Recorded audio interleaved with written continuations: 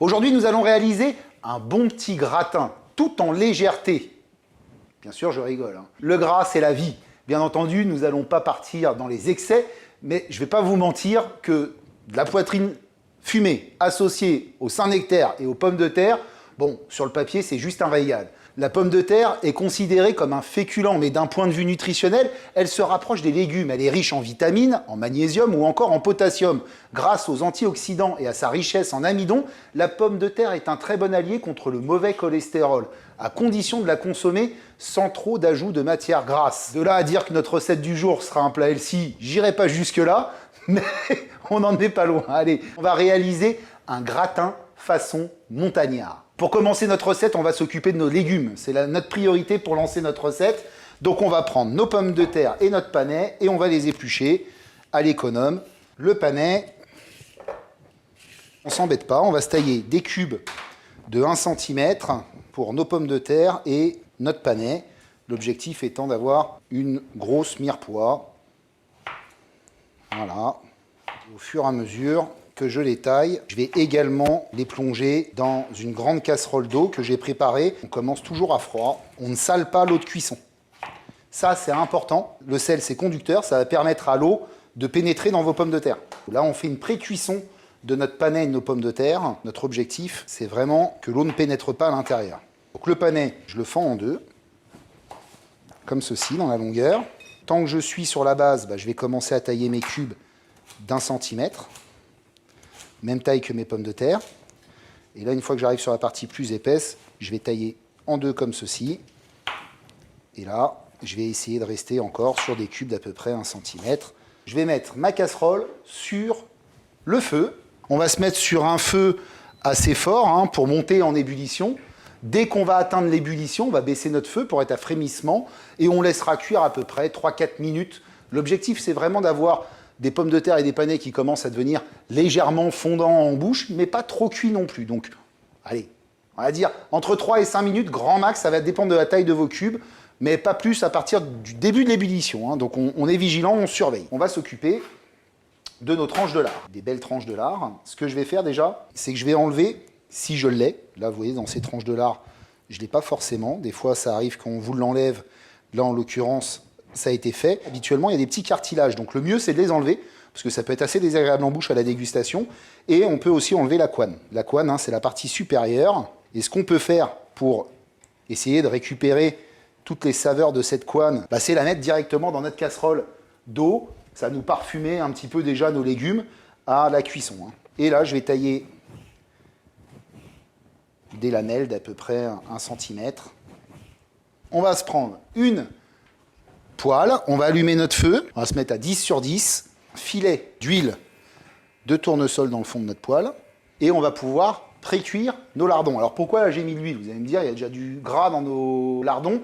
Il n'est pas si gras que ça, mon lard, donc j'ai pas envie que ça accroche et que j'ai pas un bon résultat. Si vous avez une poitrine très grasse, n'ajoutez pas de gras dans votre poêle. On attend que l'huile soit chaude. On vérifie en mettant un petit lardon dedans, vous voyez, mon huile est chaude. Là, je vais tout de suite baisser mon feu à 7 sur 10 dès que j'ai mis mon lard dedans. Et je vais m'occuper pendant ce temps-là de mes champignons. Donc, ils sont assez propres à l'extérieur. J'ai juste le pied qui est un peu terreux. Donc, avec un couteau, je vais venir tailler mes pieds comme ceci.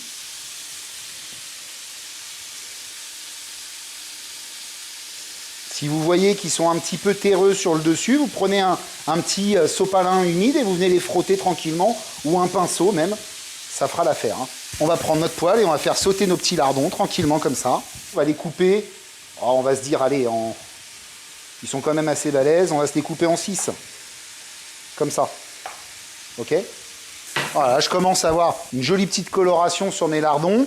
Et là, ce que je vais faire, c'est que je vais prendre mes champignons et je vais venir les mettre dans ma poêle. Tout le gras, il va être aspiré par mes champignons. Champignons, ça, je vous ai dit, c'est une éponge. Vu qu'ils ont absorbé mon gras, je vais leur donner du vin blanc. Je vais venir déglacer au vin blanc. Ça va me décoller tous mes sucres et ça va m'accélérer la cuisson de mes champignons et ils vont également prendre l'acidité de mon vin blanc qui va être très sympa dans ce plat qui est un peu lourd quand même. Là, on attend vraiment l'évaporation complète du vin blanc. En attendant, on va s'occuper de notre crème. Donc pour notre crème, il va nous falloir de l'ail. Donc cet ail, on va déjà commencer par l'éplucher. Bien, on va enlever le germe qui est à l'intérieur. Ça, c'est toujours très important. Le germe, hein, c'est ce qui va vous apporter des remontées acides. Donc on l'enlève. C'est très désagréable quand il n'est pas enlevé. Ma garniture est prête. Vraiment, on a une belle coloration. Nos champignons sont cuits. On va se les débarrasser dans un petit bol. Cette garniture, on va la réserver de côté sur notre poste de travail jusqu'à utilisation. Et on vient piquer comme ça, sentir si déjà notre pomme de terre a commencé à se ramollir. Là, je pense que dans une petite minute à peine, on va être bon. On les laisse, le temps de finir notre petite crème, on va les laisser tranquillement finir de tirer en cuisson. Crème d'Isigny. Crème d'Isigny, c'est une très très bonne crème. Un pressail, ou sinon vous les hachez au couteau, comme vous voulez. Le but, hein, c'est vraiment d'avoir un ail bien écrasé. La fleur de thym, donc pour ceux, je prends mes petites branches de thym et je vais juste venir récupérer les feuilles. Je pense que là-bas, mes pommes de terre et panais sont bons, donc je vais venir avec une écumoire bien récupérer mes pommes de terre et mon panais. J'en profite pour enlever la couenne au fur et à mesure. Elle est venue me parfumer mes pommes de terre pendant la cuisson. Alors pas énormément, vous me direz, mais c'est toujours mieux que rien. Et tout se fait en même temps en fin de compte. On cuit les pommes de terre, on poêle la garniture, on fait la petite sauce en même temps. Là, je vais assaisonner en sel et en poivre. Pas trop de sel, parce qu'on a déjà notre lard qui est déjà bien salé normalement. Mais il faut en mettre quand même, parce que nos pommes de terre, elles ne le sont pas. Donc 2 pincées de sel, ça ira largement. Dans ce type de plat, j'adore le poivre. Là, je vais mélanger délicatement ma crème avec l'ail, le thym et le sel et le poivre. Et là maintenant, je n'ai plus qu'à assembler l'ensemble de mes ingrédients. Donc je vais prendre ma petite garniture avec également mes pommes de terre épanées.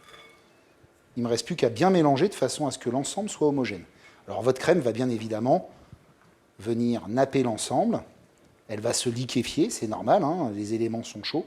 Ça donne envie. Et vous voyez, le fait d'avoir pré-cuit mes ingrédients me permet en fin de compte que ma pomme de terre et mon panais ne se délitent pas pendant que je les mélange. Ils vont finir de cuire tranquillement au four quand on va les mettre à gratiner. Donc là, avant de continuer, on va préchauffer notre four à 200 degrés, chaleur tournante. C'est parti. Allez, on va pouvoir continuer notre gratin. Pour faire un gratin, il faut mettre tous nos ingrédients dans un plat à gratin. C'est aussi simple que ça.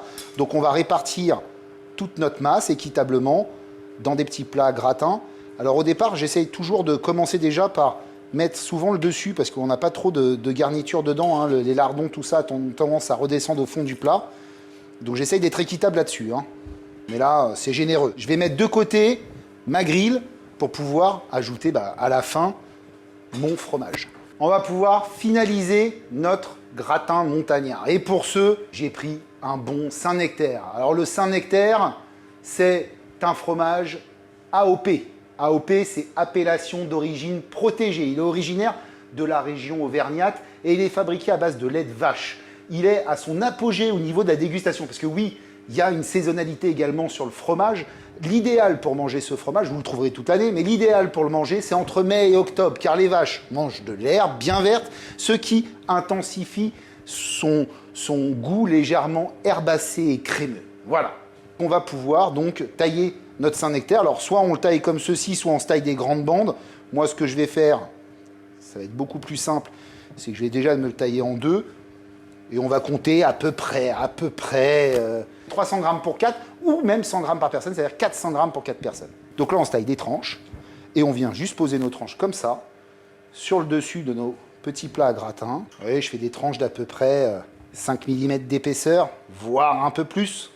Si ça, c'est pas gourmand, alors là, je m'appelle plus Clément. On va partir pour 15-20 minutes de cuisson à 200 degrés, l'objectif étant de finir la cuisson de la pomme de terre et du panais, mais également que notre fromage commence à fondre et légèrement gratiner.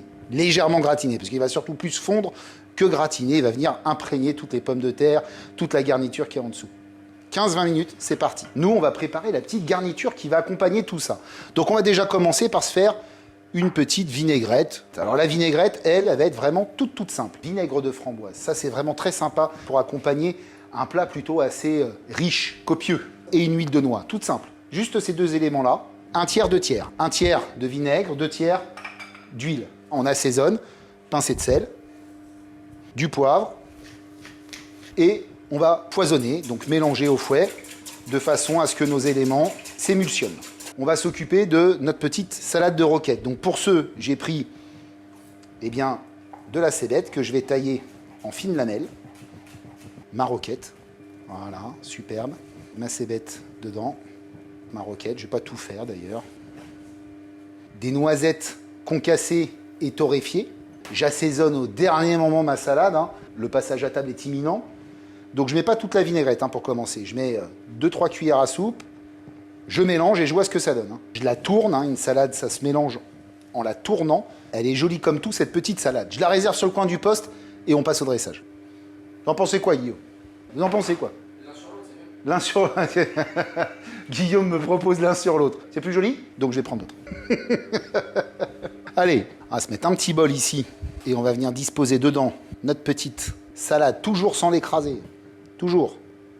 Voilà, ça sera joli comme tout. Oh là là là là là là! Mes gratins sont prêts. On a une très jolie fonte du fromage. On entend ça, ça chante encore. On voit que le fromage a commencé à fondre. On ne fait pas trop coloré, hein. Surtout ça on évite. Ce qui est important, c'est que notre fromage, on ait encore quand même la croûte sur le dessus, que tout ne fonde pas et disparaisse. Hein. Regardez-moi ça. Si ça donne pas envie, je ne sais pas quoi dire. Ma recette est terminée. Un doux parfum de gourmandise règne. Notre petite salade, elle va nous apporter certainement énormément de légèreté. Il ne me reste plus qu'une seule chose à vous dire. Je suis fou de gratin montagnard.